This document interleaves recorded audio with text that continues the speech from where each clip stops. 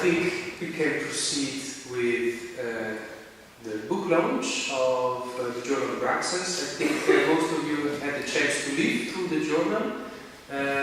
So it's a fantastic journal. It's now at number 4. It's reached number 4. So Christina Oakley Harrington is going to say something about this.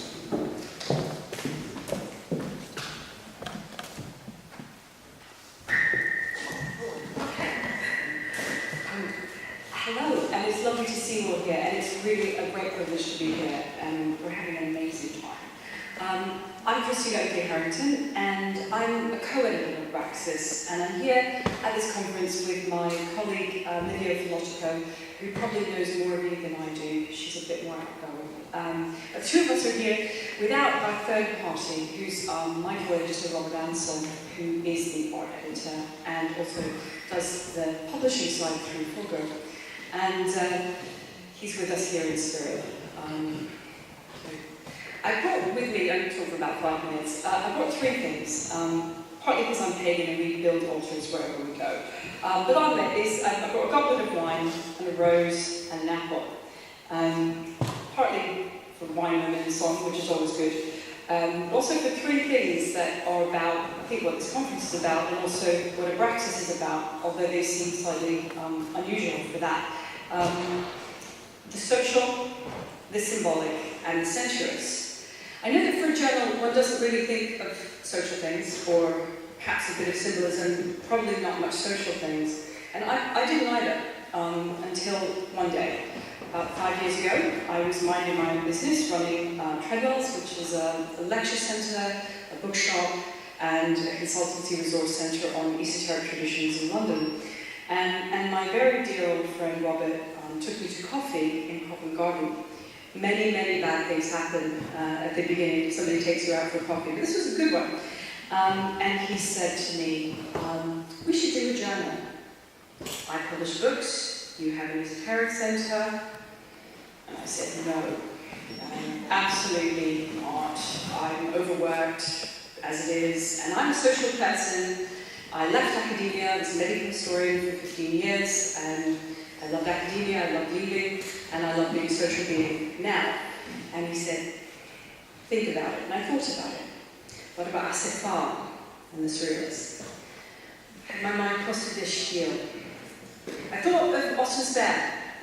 He's probably sitting in a very similar coffee shop with his friend Clifford Bax in 1919 or so, tossing the golden hind. I surrendered. And here we are at issue 4, with a special issue and another one in the pipeline.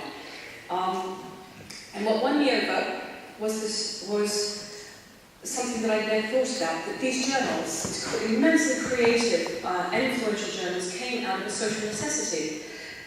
They came out of friends who wanted to say things to one another, and to share their work with one another, and to reach out to like-minded people who they hadn't met. In their journals, and as we tried to do in ours, we put together people of very different temperaments. In a normal journal of Abraxas, you will find a poem adjacent to a contemporary esoteric work of art, next to something perhaps from the Renaissance, followed by a scholarly article. It's not schizophrenic. We may be schizophrenic, but that's a separate issue. It's elaborate. It's in the spirit of a good party, where you put people of similar interests, but very different personalities next to one another, and you see what happens. Very interesting things are happening, and it's an opportunity for lateral communication, and different parts of the brain and the psyche to be activated in close proximity to one another. So like a good party, Abraxas is first, amongst 3 things, a social creation. This has a long, respectable philosophical tradition, if you want to go that way. Merleau-Ponty talked about a different kind of model for knowledge than the Cartesian model. In Merleau-Ponty, he reaches back and insists that we think about language and relationship as a source for knowledge.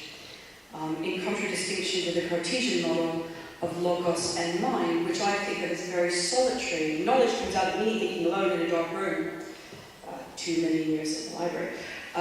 But for Merleau-Ponty, he says, think about relationship and knowledge that comes from relationship. We're going to have a lovely evening tonight at the party, and at Abraxas on page we do that.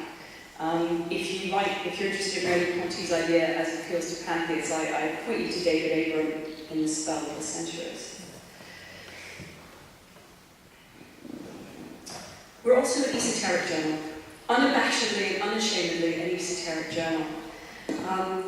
And we do this in 3 ways. Firstly, we aim to rehabilitate and publicise the fact that esoteric practitioners have always been at the middle of the party that is high culture. We all love Harry Potter.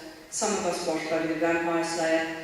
It's well known as a very strong strand in pop culture. It is not well known as a very strong strand in high culture. I had an amazing paper this afternoon on Diego Rivera, one this morning on Kandinsky and Piet Mondrian. People who know those work very well saying, oh my word, this is being decoded for me. This is not the tradition of scholarship of the mid-20th century. And here at Abraxas, straddling the academic and non-academic worlds, we're saying to the people, my dad, geologist, mumbo jumbo, but I gave my dad a copy of Abraxas. Oh, these are quite sensible people, really. I'm like, yes, Daddy, yes. He shows Abraxas to his friends, it's a good thing. It's also an esoteric journal to say that we engage with these traditions. It's easier now than it was 20 years ago to be a scholar studying an artist or a writer or somebody involved in a magical tradition. When I was starting my PhD, I was advised against doing a magical subject because I was told blatantly by my supervisor I would never have a job in academia.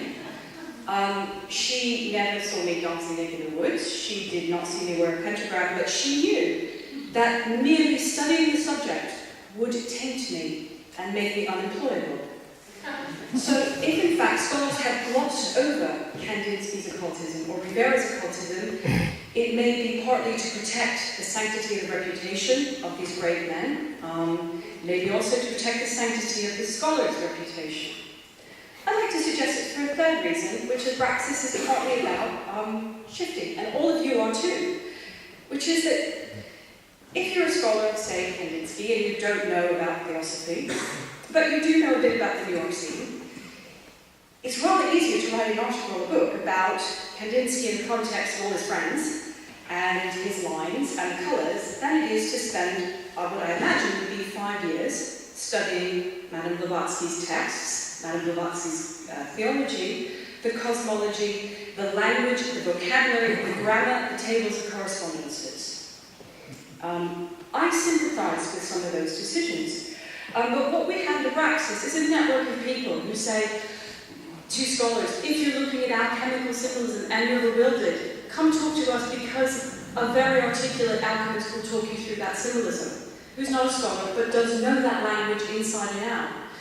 If you come across paintings that have the funny numbers across the bottom, we're likely to be the ones saying, those are tarot card images that painter is working with.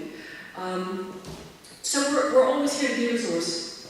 We may not know that particular language and its catalyst or alchemical, but we'll know somebody who does.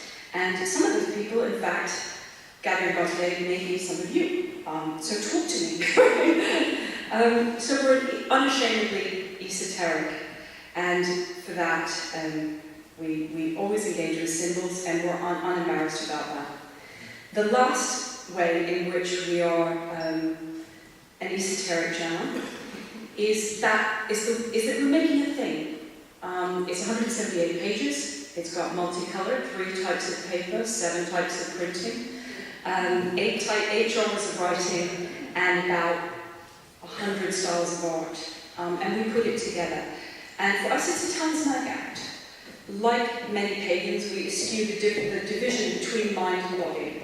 We are, with David Abram, in the spell of the sensuous. For us, a beautiful book is kind of a mystical experience and at the same time a bit of an erotic experience. I'll draw a veil over the rest. But we edit the words with care. I mean, Abraxas, some of you contributed Abraxas, you know that it's very, very carefully edited, perhaps exceptionally. My co-editor designs every single page with a sensitivity to the content. I have been told thirdhand that the margins align with the golden mean. So there are things encoded in its very design, which you may never know, but are important to us because we love and we care about what we're doing. My co-editor, Robert, also stands over the presses as the issues come off of the press with proper originals, perfect copies of the shades and the tonalities of the colours in the art. And if it's not right, it goes to the presses again. So it is a magical act because we're creating for us something that we care about profoundly. It's a talisman that is a gift from us to the reader, is a gift from us to the contributor as an act of respect and really honouring what you're doing because we care about what you do. And it's a gift from the present to the future. We make it in such a way that we hope someone will pick it up in 100 years in an attic and say, I must read this. And they may be another generation artist or scholar or magical practitioner. It's a gift from us to you as the contributors. Some of you here tonight, Pasi, Christina Oakley, Sarah Turner, Lisa Hanstein, and Pasi, and some future contributors, some of you, maybe I haven't met yet, come talk to me, Victoria Fiorentina and Tessel Bodman. We've done our best for you, and we do our best for you, and I would like to salute you. Please join me. Thank you.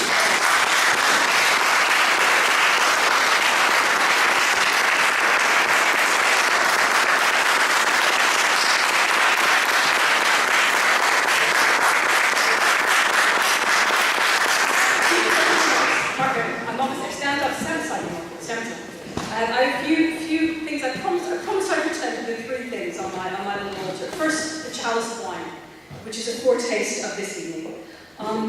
It is symbolic of the womb of the goddess and the wine of life.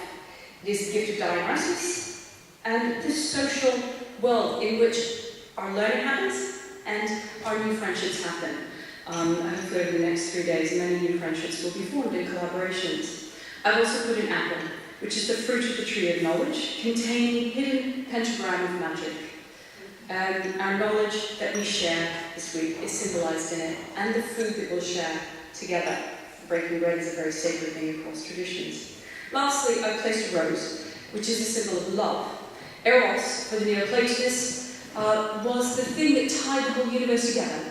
It was that which led us down into the world, and it is love that will draw us back to the divine. It is love also that binds us to one another. As Johan Culiano, my late friend, expressed very eloquently in his scholarship. And so I'd like to close with a reference to the rose, and by giving roses to two people who are absolutely essential to the project that we're all a part of. And the first is my colleague Livia.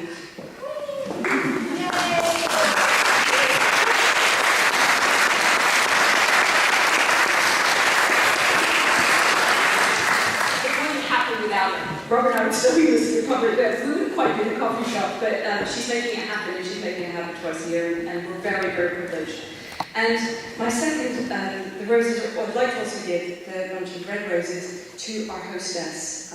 She, who with Margot Pasi, is the patron priestess of this ritual. Sarah, please.